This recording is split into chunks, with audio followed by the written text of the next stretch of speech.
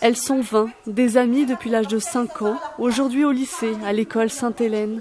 Différentes, ressemblantes, elles savent tout sur l'une et l'autre. Elles n'oublient jamais une amitié qui va se fragiliser. Une photo de Scarlett, toute nue. Voilà. Oh putain, quelle grosse pute, quelle grosse pute. Écrite par Evan Placé, un auteur canadien, Ces filles-là est inspirée de l'histoire d'Amanda Todd. La jeune Canadienne a posté une vidéo juste avant de se suicider en 2012. Cette histoire de harcèlement, ça raconte surtout comment on arrive à l'intérieur d'un groupe à se faire exister ou non.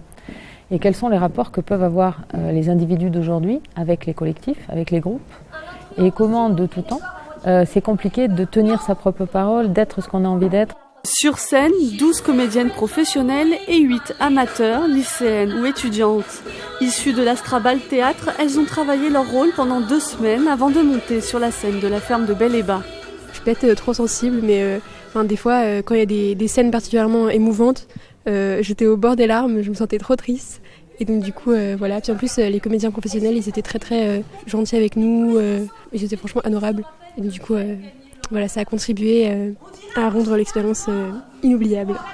Les comédiennes professionnelles avaient une précision et une intensité de jeu assez forte. Et du coup, ça nous élevait un peu dans notre façon de jouer. Ces filles-là est une pièce portée sur la volonté de l'échange, une exploration de la jeunesse, de l'impact des mots, de l'identité.